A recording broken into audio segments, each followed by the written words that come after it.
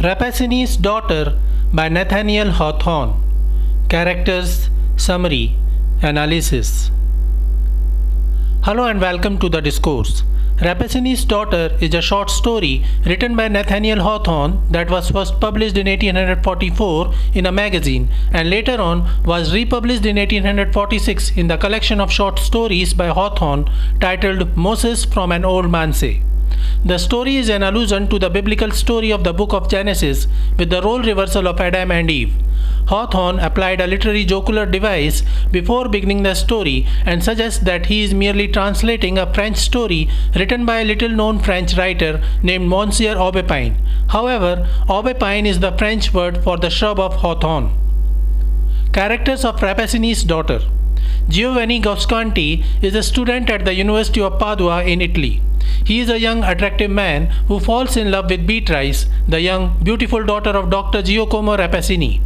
Giovanni lives near the poisonous garden of Rappacini and sees Beatrice tending the plants of the garden from the window of his room. Dr. Rappacini is a brilliant scientist with a flaw in that he considers science above humanity. He cultivates an extraordinarily beautiful but poisonous garden, and he also has a beautiful daughter who gradually becomes poisonous too, as her whole life is spent near the poisonous trees of his garden. Professor Pietro Baglioni is a medical professor at Padua University. He is a friend of Giovanni's father and he is mentoring Giovanni at the university. Baglioni is jealous of Rappaccini's success at his work and wishes to defeat him anyhow. Dame Lisabetta is an old woman who takes care of Giovanni's room. Summary of Rappaccini's Daughter. The story begins as Giovanni Guasconti visits Padua to pursue his education at university. He rents a desolate and ill-furnished apartment on the top floor of an old house. The old house once belonged to the now extinct Scrovagni family. The house is now owned by Dame Lisabetta, who suggests he look out to the beautiful garden visible from the window of the room. Lisabetta promises to take good care of the room and Giovanni agrees to take the room at rent. Giovanni finds the garden very beautiful, flooded with beautiful plants and flowers. Lisabetta informs that the garden belongs to Giacomo Rappaccini. Giovanni learns that Rappaccini is a famous skilled doctor who distills the plants of the garden to produce various medicines. Giovanni observes that while all the plants of the garden are exotic and beautiful, the large shrub at the center of the garden with purple flowers set in a marble vase appears magnificent. Giovanni makes it a routine to observe the garden every day while spying on Dr. Rappaccini, trying to learn how he works with the garden.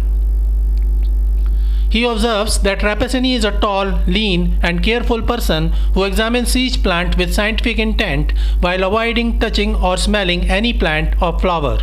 One day, when Rappaccini is trying to tend the plants in his garden, he finds it difficult to manage the large shrub with purple blossoms. Giovanni realizes that the plant must be poisonous. Rappaccini considers it too dangerous to go too near to the large shrub and decides to call his daughter Beatrice to take care of the plant. Giovanni sees Beatrice for the first time, who is a young, beautiful girl, as exotic as those beautiful purple flowers. Giovanni sees that Beatrice easily mends the poisonous plant and even plucks out a purple flower from the plant and smells it while cherishing its odor. Giovanni falls in love with Beatrice and decides to meet her somehow. The next day, he meets Professor Pietro Baglioni and asks him about Rappaccini and his daughter Beatrice. Baglioni says that Dr. Rappaccini is a brilliant scientist with an objectionable character, as he cares more for science than for mankind and would gladly sacrifice the lives of others for intellectual gain. When Giovanni tells him that he is impressed by his daughter, Baglioni warns him to keep away from Rappaccini's daughter and his garden.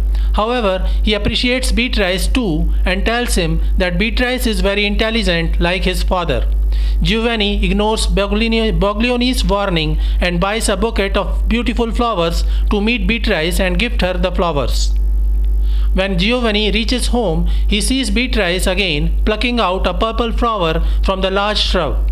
As she takes out the flower, Giovanni sees a few drops of moisture from the flower falls on a passing lizard, and the lizard dies instantly. Beatrice ignores the lizard and fastens the purple flower on her bosom. Suddenly, she stops to see a colorful insect, and as she bows down to admire it, the insect dies seemingly from the effect of her breath.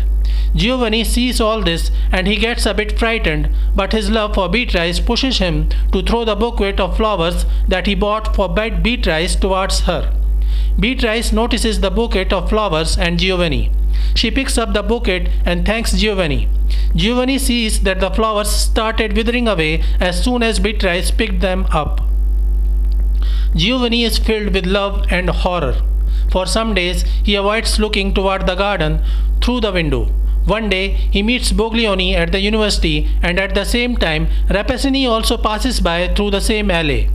Baglioni notices curious eyes of Rappacini towards Giovanni and warns Giovanni that he has become the subject of one of the doctor's experiments. Giovanni doesn't believe Baglioni and goes back to his room.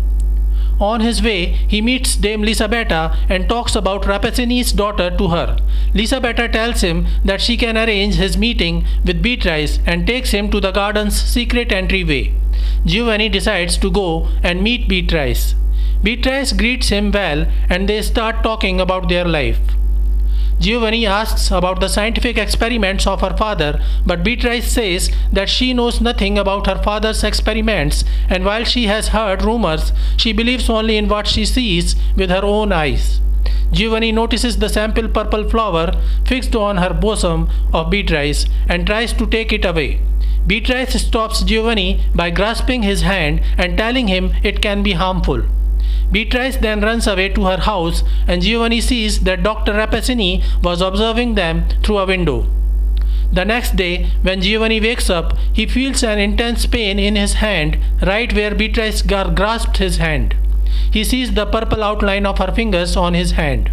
Giovanni continues meeting Beatrice, and they develop a romantic feelings between them. One day, Baglioni visits Giovanni in his room and he notices a strange sweet smell in his room. Baglioni again warns Giovanni that he has been treated as an experiment by Rappacini. He tells him about how an Indian king sent a poisonous maiden to Alexander the Great, who became the reason for his untimely death. Giovanni still doesn't believe Baglioni. Baglioni tells him that like the Indian poisonous maiden, Beatrice too has been treated with the most poisonous elements of nature to such an extent that she has become poisonous, and even her embrace will kill a man. Giovanni remembers how even the smell of Beatrice was enough to kill the insect, but he is yet not ready to accept Baglioni's advice. Thus, Baglioni gives him a vial full of an antidote to the poison of the large shrub with purple flowers. He tells Giovanni that this antidote will cure Beatrice's poison and she will be normal again. As Baglioni goes away, Giovanni observes that the flowers brought by Baglioni for him are wilted away by his touch. He further notices that a spider instantly dies because of his breath. He realizes that he too has been made poisonous by Beatrice. He goes to the garden and confronts Beatrice and accuses her of using him for her father's experiments. He accuses her of being a poisonous girl and curses her for severing him from the world and knowingly entracing him into the same horrible state. Beatrice gets shocked by hearing all this and denies all accusations. She asserts her ignorance, and Giovanni realizes that she is innocent yet. His words have already broken her heart. Giovanni offers her the antidote to the poison and tells her that the antidote will make her normal. Beatrice doesn't think for a second and drinks all the antidote. Rappacini appears at the same time and tries to stop her, but he has been late. He informs her that the poison is not a curse but a boon for her. She is too beautiful and he didn't want her to be harmed by any ill-intentioned man, and hence he gave her that boon. He informs that since Giovanni appeared to be a good guy, he let him be near her, and gradually Giovanni too became as poisonous as her, and now they can marry and have their children like them. Beatrice is further shocked by these revelations. She retorts that she would rather have been loved than feared, and she doesn't wish to give birth to monsters.